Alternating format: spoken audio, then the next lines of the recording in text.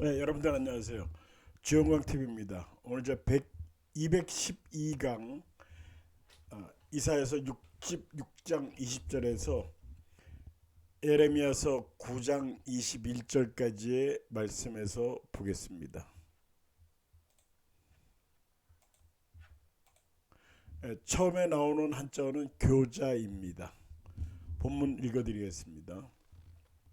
나 여호와가 말하노라. 이스라엘 자손이 예물을 깨끗한 그릇에 담아 여호와의 집에 드림같이 그들이 너희 모든 형제를 뭇 나라에서 나의 성산 예루살렘으로 말과 수레와 교자와 노새와 낙타에 태워다가, 여기 교자란 말 나오죠.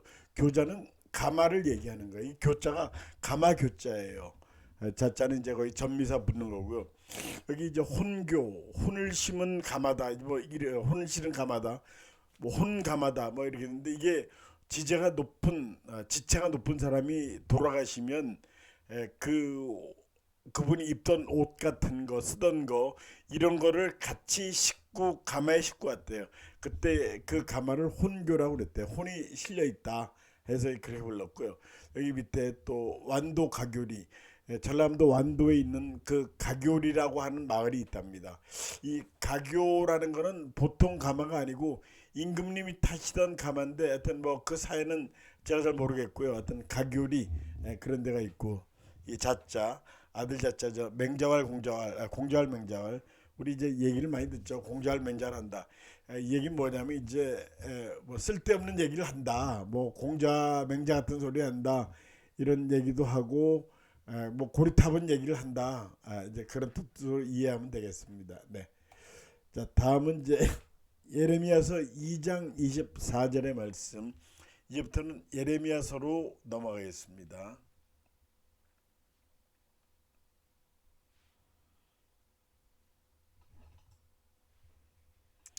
예레미야서 2장 24절의 말씀.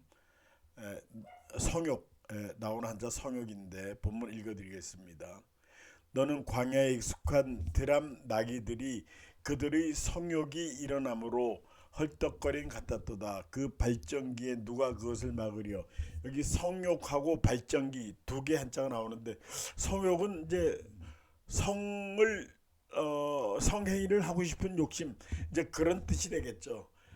발전기, 그런, 하여튼 뭐 하여튼 성욕은, 여기 성상근 습상원, 그런 한자어가 나옵니다. 그래서 이제 이건 무슨 뜻이냐면요, 천성은 원래 큰 차이가 없으나 습관에 따라 큰 차이가 생긴다. 이제 맨 처음에 사람 성격은 다 태어날 때 비슷한데 습관을 어떻게 들이냐에 따라서 차이가 생긴다. 그런 뜻입니다. 성격은 아주 가까이 있으나 습관, 이거는 멀리 있다. 그러니까 멀리 있는 습관을 잘 들이냐에 따라 다르다. 그래서 우리 뭐 3살 버릇 8가지 간다, 그런 뜻하고 상통하다고 보면 되겠습니다. 양성평등, 요새 얘기 많이 나오죠. 그래서 남성과 여성은 평등하다. 이제 사실 유교국가에서는 남성 위주였는데 요새는 그렇지 않습니다. 양성평등, 그렇게 얘기를 많이 합니다. 이건 욕심이죠. 발할 욕심. 청심과욕, 무욕염담, 이렇게 돼 있는데, 이 청심과욕은 푸른 마음에, 그러니까 마음을 곱게 가지는 거예요. 제대로 된 마음을 가지는 거. 제대로 된 마음을 가지고 과욕, 욕심을 작게 갖는 거예요. 그러니까 아주 욕심도 버리고 이제 그렇게 사는 거죠. 그리고 무욕, 욕심 없이 염담한다. 그러면 이제 마음이 담담해진다. 이제 그런 뜻입니다.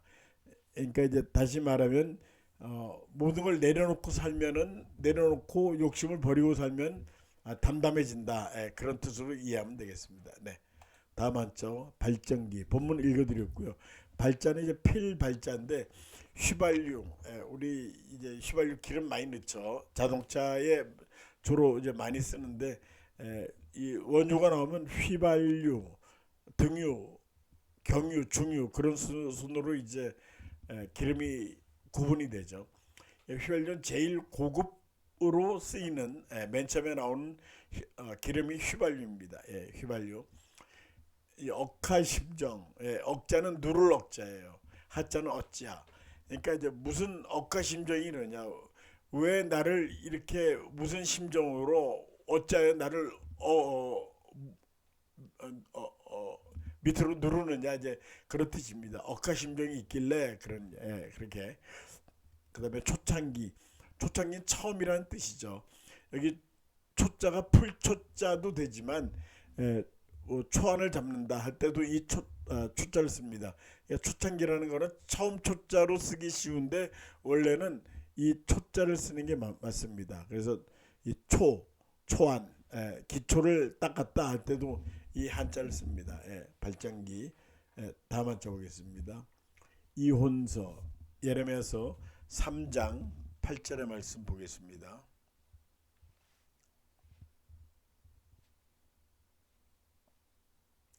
내게 배역한 이스라엘이 간음을 행하였으므로 내가 그를 내쫓고 그에게 이혼서까지 주었으되 그의 반역한 자매 유다가 두려워하지도 아니하고. 자, 이혼서까지, 이혼한다는 그런 문서를 써줬다. 여기 생리사별, 살아서 떨어져 있고 죽어서 이별한다. 이건 좀 어떤 기구한 운명이겠죠. 살아서는 같이 못 살고 죽어서 이제 영영 이별했다. 이제 남북한의 이산가족들하고 뭐 비슷한 뜻으로 보면 되겠습니다. 살아서 떨어져 있고 죽어서 영영 이별했다. 생리사별, 그런 뜻이고요. 저 혼은 결혼했다는 거죠. 혼인, 혼번, 결혼, 화혼 이렇게 되는데 혼번은 이제 우리 학교 가면 학번이라는 게 있죠. 군에 가면 군번이 있는데 요새 젊은 사람들은 혼번 얘기를 한대요. 몇 년 혼번이냐? 90년 혼번이면 90 혼번이다 하면 이제 90년대 결혼했다는 뜻이고요. 이렇게 해서 이제 혼번을 매기면서 자기들끼리 이제 웃기도 하고 서열을 매긴다 이거죠. 이제 결혼 하원 전부 다 이제 결혼 같은 뜻이죠. 근데 우리가 잘못 알고 있는 게 남자들은 결혼이고 여자는 화원이라고 그런다. 근데 그건 맞지 않는 말이랍니다. 남자고 여자 간에 결혼 화원 다 같이 쓸 수 있어요. 그리고 어떤 사람 이제 축의금 봉투를 내는데 신랑이냐 신부는 물어보더라고요. 신랑이면 결혼이고 신부는 화원이라고 써야 된다고 하는데 잘못된 거고요. 결혼 화원은 그런 구분이 없습니다. 그다음에 이제 글서자, 이혼서에 서자서 아자, 글은 글이고 나는 나다. 그러니까 이제 어떤 글이 있는데 글하고 내가 이제 따로 논다 이제 이거죠. 그 글은 글이지만 나는 나다. 나는 그 글대로 안 한다 하고 이제 고집을 부리는 거죠. 그런 뜻입니다. 네. 다음 한자 금장식, 예레미야서 4장 30절 말씀 보겠습니다.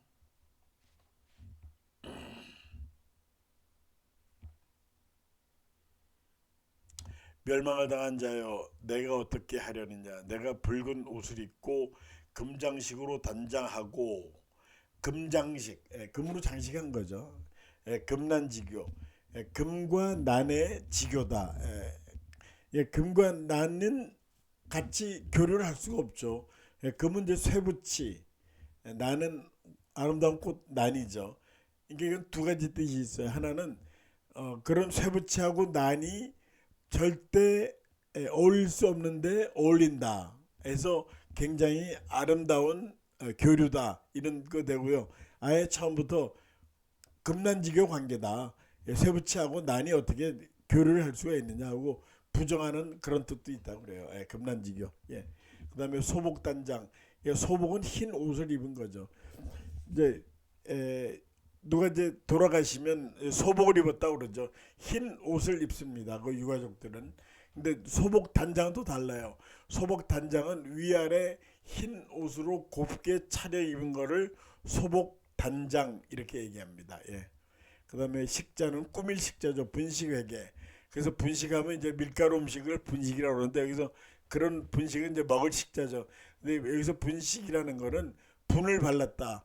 분을 발라서 꾸몄다. 꾸밀 식자. 그러니까 분식회계.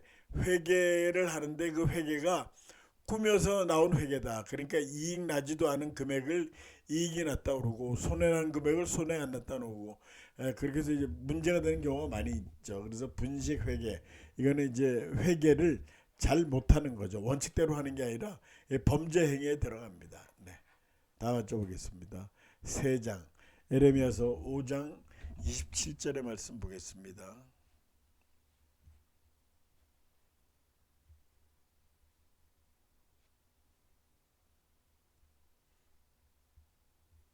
세 장의 새들이 가득함같이 너희 집들의 속임이 가득하도다.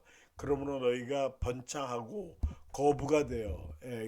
세장, 새를 기르는 거를 세장이라고 그러죠. 여기서 나무 목변을 썼어요. 요새 세장을 나무로 만들지는 않죠. 전부 다 쇠로 만들죠. 그런데 이제 당시에서는 그런 장 같은 건 전부 다 나무로 만들었습니다. 철기 시대가 오기 전이죠. 이 장롱, 그래서 이제 장롱을 만들고 찬장할 때 반찬을 담아두는 그런 곳 찬장이라고 그러죠. 오동장. 그래서 이제 옛날에는 딸을 낳으면 오동나무를 심었다. 그래서 딸이 시집갈 때 오동나무가 커서 그 오동나무를 가지고 장을 짜서 딸 시집갈 때 살림 도구로 보내줬다. 이제 그런 얘기를 합니다. 세장 한자 이렇게 돼 있고요. 자, 다음 한자 포효. 에레미야서 6장 23절의 말씀 보겠습니다.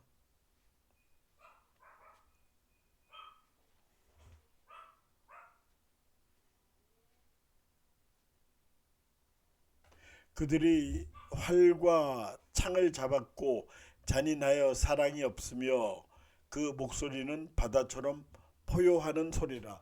포효는 아주 큰 소리를 내지르는 거죠. 여기에 포호함포, 호는 호랑이죠. 호랑이가 큰 소리를 내지르다가 함정에 빠졌다. 함은 함정 한자입니다. 그래서 이거는 뭐냐면요, 이 겉으로 큰 소리 내지만 사실은 그런 자기 밑에 함정이 있는 줄 모르고 허세만 부리다가 그런 모욕을 당한 거죠. 호랑이가 이제 그런 함정에 빠졌으니까. 그때 쓰는 말입니다. 여기 효후, 호는 사자후를 통했다 그런 거죠. 큰 소리로 동물이 소리 질 때고 효후라고 이렇게 하고, 조효는 조자는 조롱거린다 그런데, 조효라는 거는 이제 조롱거리는 소리라기보다는 이제 그 자기보다 못한 짐승한테 뭐 조롱할 수도 있지만 사나운 짐승이 크게 울음을 지을 때 그걸 조효했다 이렇게 얘기합니다. 포효, 전부 다 입구변을 썼죠. 그러니까 이제 소리를 내질렀던 그런 뜻입니다. 네. 다음은 저 고집. 에레미야서 8장 5절의 말씀 읽어드리겠습니다.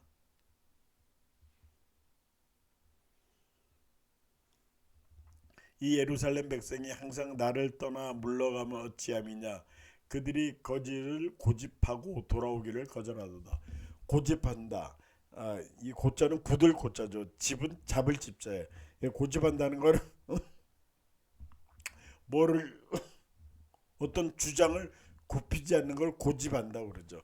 그래서 고체 연료, 요새 이제 고체 연료 많이 쓰죠. 고자는 굳을 고자인데 저는 액체 연료를 주로 썼는데 요새 이제 그게 발달해 가지고 고체 연료를 쓴대요. 그래서 이제 고체 연료니까 연료가 흐를 염려도 없고 연료를 낭비할 우려도 없고, 그래서 이제 고체 연료가 또 효율도 좋다고 그래요. 그래서 로켓이나 미사일 할 때 이 고체 연료를 많이 쓴다고 합니다. 노벨 평화상, 노벨상을 만든 알프레드 로벳도 맨 처음에 그 폭약을 만들 때 그 폭약이 액체로 되어 있는데 그걸 고체로 바꿨다고 그러죠. 그러면서 이제 크게 실용화가 됐습니다. 옹고집전, 이거는 우리나라 전통적인 얘기거리죠. 뭐 춘향전, 심청전 하는 것처럼 어떤 옹고집이라는 사람이 있었는데 이제 고집을 굉장히 부려서 사람들이 옹고집이라고 그랬죠. 그래서 이제 그 사람을 골려주기 위해서 또 다른 옹고집이 나타나서 이루어지는 그런 얘기입니다. 다들 한번 읽어보셨죠? 그 다음에 집은 잡을 집자인데 천장거무집 화로접불래 이렇게 되는데, 천장거무집이라는 거는 하늘이 길다, 하늘이 높고 크죠. 길다 그렇게 표현을 했어요.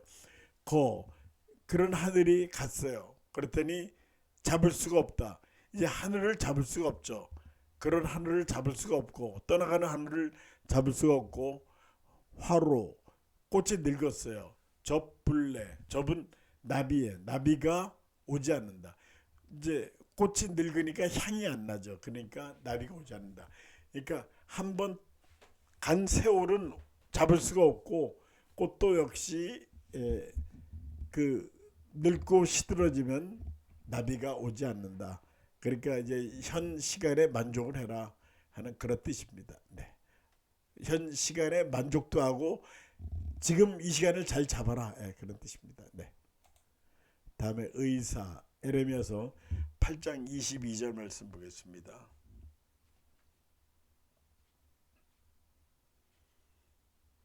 길럿에는 유향이 있지 아니한가 그곳에는 의사가 있지 아니한가 딸 내 백성이 치료를 받지 못하면 어찌 됨 일인고. 자, 의사는 이제 병을 고치는 사람이죠. 여기 선병자의 이렇게 나와 있어요. 선병은 먼저 병 걸린 사람이야. 선병자. 먼저 병 걸린 사람이 의사다.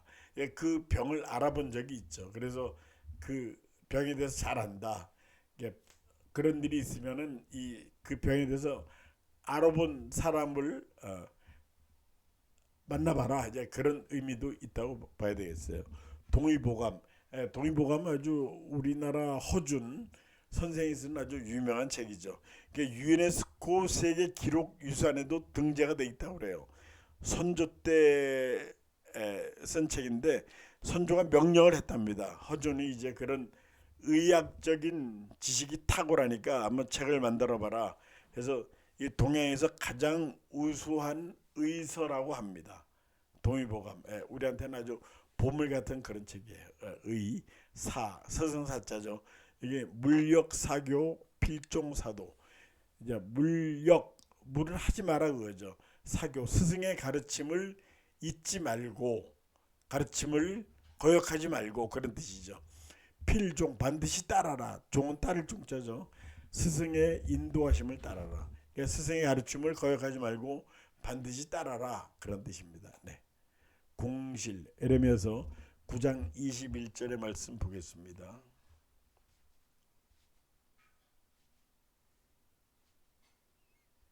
무릇 사망이 우리 창문을 통하여 넘어 들어오며 우리 궁실에 들어오며 밖에서는 자녀들을 거리에서 창녀들을 멸절하려 하느니라. 여기 궁실은 이제 궁 안에 있는 방을 궁실이라고 그러겠죠.